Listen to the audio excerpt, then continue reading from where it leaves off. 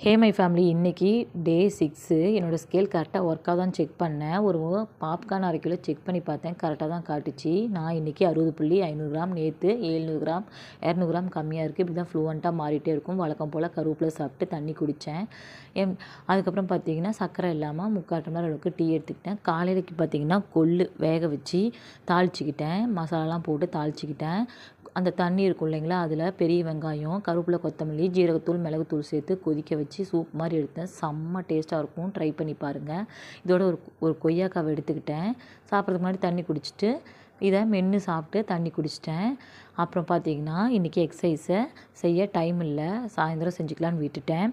ஒரு ரெசிபி மதியானத்துக்கு பார்த்திங்கன்னா வானலில் ஒரு 5 சொட்டு அளவுக்கு எண்ணெய் விட்டுட்டு இஞ்சி பூண்டு பேஸ்ட்டு போட்டுக்கலாம். நான் நசுக்கி போட்டுக்கிட்டேன். ஒரு பெரிய வெங்காயம், கருவேப்பிலை, கொத்தமல்லி சேர்த்து நல்லா வதக்கிட்டு 1 ஸ்பூன் அளவுக்கு மிளகாத்தூள், கொஞ்சமாக கரம் மசாலா தூள் சேர்த்துக்கலாம். நான் கறி மசாலா தூள் சேர்த்துக்கிட்டேன். அதோடு பார்த்திங்கன்னா தண்ணி சேர்த்து நல்லா கொதிக்க வச்சுட்டு அதில் வேக வச்சுருக்க இந்த சோயா சங்கை போட்டுக்கலாம். இதிலே நல்லா தண்ணி இருத்துட்டு போடணும்.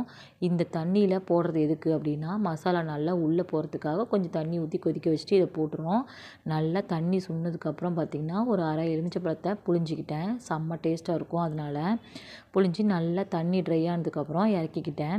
இன்றைக்கி மதியம் லஞ்சுக்கு பார்த்திங்கன்னா வெஜிடபிள் பிரியாணி செஞ்சுருந்தேன். அதுலேயே எடுத்துக்கிட்டேன். நிறைய சோயா சங்க் வெஜிடபிள்லாம் நிறையா இருக்க மாதிரி, ரைஸ் கம்மியாக இருக்க மாதிரி எடுத்துக்கிட்டேன். 100 கிராம் அளவுக்கு. அதோட சோயா சங்க் வச்சு சாப்பிட்டேன். சாப்பிட்றதுக்கு முன்னாடி தண்ணி குடிச்சிட்டேன். சாப்பிட்டு முடிச்சதுக்கப்புறமும் தண்ணி குடிச்சிக்கிட்டேன். பார்த்திங்கன்னா ஈவினிங் ஸ்நாக்ஸுக்கு பார்த்திங்கன்னா பாப்கார்னு கொஞ்சம் சாப்பிட்லாம், கொஞ்சம் கிரேவிங்ஸாக இருக்குதுன்னு சொல்லிட்டு பாப்கார்னு இதுவும் ஃபுல்லாக சாப்பிடல, சும்மா கொஞ்சமாக சாப்பிட்டு தண்ணி குடித்தேன். வழக்கம் போல் டீ எடுத்துக்கிட்டேன், சர்க்கரை இல்லாமல். அதுக்கப்புறம் அப்பப்போ தண்ணி குடிச்சிக்கிட்டேன். இன்றைக்கி ஈவினிங் டின்னர் பார்த்திங்கன்னா சக்கரவள்ளி கிழங்கு ப்ளஸ் ஒரு ஸ்வீட் கார்னில் பாதி ஸ்வீட் கார்னு மதியானம் செஞ்சிருந்தேன் இல்லையா சோயா சங்கு, அதை கொஞ்சம் எடுத்துக்கிட்டேன். இதோட ஒரு கொய்யாக்காய் வச்சு சாப்பிட்றதுக்கு முன்னாடி தண்ணி குடிச்சிட்டு இதை நல்லா மென்று சாப்பிட்டேன். இதோட நீங்கள் ஒரு ஆம்லேட், முட்டை இந்த மாதிரி கூட எடுத்துக்கலாம். ஃபஸ்ட்டில் பசிக்கும், ஸோ கொய்யாக்காய் இந்த மாதிரிலாம் எடுத்துக்கலாம். அப்புறம் பார்த்திங்கன்னா நான் எக்ஸசைஸு ஈவினிங் தான் செஞ்சேன். நீங்கள் உங்களுக்கு கம்ஃபர்டபுளாக இருக்க மாதிரி ட்ரெஸ் பண்ணிக்கோங்க. இந்த மாதிரி ஃபுல்லாக ட்ரெஸ் போடுறோம் அப்படின்னா கொஞ்சம் நமக்கு கம்ஃபர்டபுள் வராது. ஸோ உங்களுக்கு கம்ஃபர்டபுளாக இருக்க மாதிரி ட்ரெஸ் பண்ணிக்கோங்க. இந்த வீடியோவில் கட்டியிருக்க மாதிரி எக்ஸசைஸ் தான் பண்ணேன். கையை ஃபஸ்ட்டு ஃப்ரண்ட்டில் வச்சு பாட்டில் வச்சு எக்ஸசைஸ் பண்ணேன். அதுக்கப்புறம் பேக்கில் வச்சு எக்ஸசைஸ் பண்ணேன். இந்த மாதிரி 2 கையிலையும் ஒரு 10 நிமிஷம் செஞ்சேன். இதோட பார்த்திங்கன்னா அடுத்ததான் பாட்டில் வச்சு ஸ்ட்ரெயிட்டாக இந்த மாதிரி எக்ஸசைஸ் பண்ணேன்.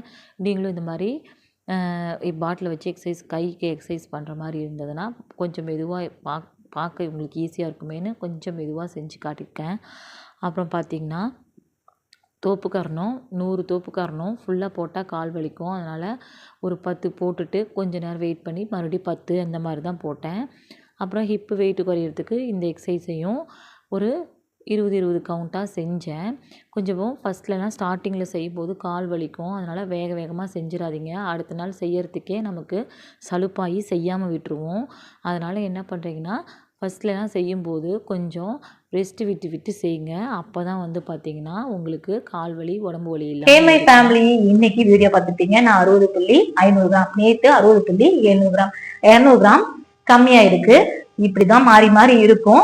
இன்னைக்கு நான் நிறைய தண்ணி குடிக்கிறேன், சில பேட்டர்ன் மாறுது அப்படிங்கும் போது மாறி மாறி இருக்கும். ஆனா உள்ளுக்குள்ள ப்ராசஸ் ஆயிட்டு இருக்கும். ஏன்னா எந்த வகையான ஜங்க் ஃபுட் சாப்பிடல, எண்ணெயில பொரிச்ச ஐட்டம் சாப்பிடல, வடை, பலகாரம், பஜ்ஜி, போண்டா எதுவுமே சாப்பிடல.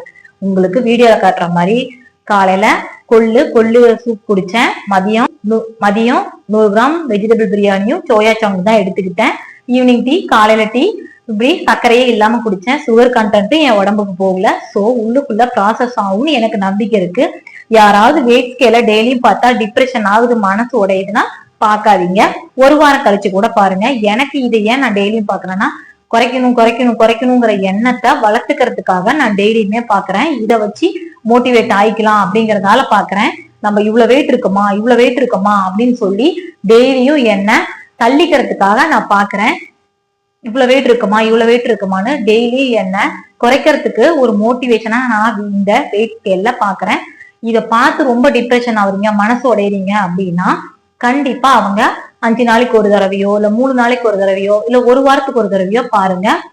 அதே மாதிரி உணவையும் நான் இப்படிதான் எடுத்துக்கிறேன். எந்த எண்ணெய் பலகாரமும் சாப்பிடல, எந்த ஜங்க் ஃபுட்டும் சாப்பிடல. பார்க்கலாம், வெயிட் பண்ணி பார்க்கலாம். வீடியோ எல்லாருக்கும் ரொம்ப மோட்டிவேஷனாவும் யூஸ்ஃபுல்லாவும் இருந்தா ரொம்ப சந்தோஷம். தொடர்ந்து வீடியோவை பார்த்து சப்போர்ட் பண்ணுங்க. வீடியோ பிடிச்சிருந்தா லைக் பண்ணிட்டு மறக்காம சப்ஸ்கிரைப் பண்ணிடுங்க. பாய்.